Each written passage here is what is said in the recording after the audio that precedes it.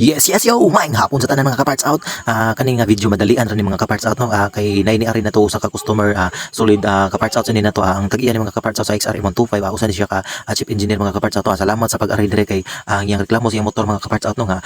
Sige kuno ni kapang paong ganina mga kaparts out nya ikapaandar niya dugay kay paandaron. So mao ni atong gibungkag karon ay one ay dugay lahos-lahos sa tadiring napitan na unsa ba ya.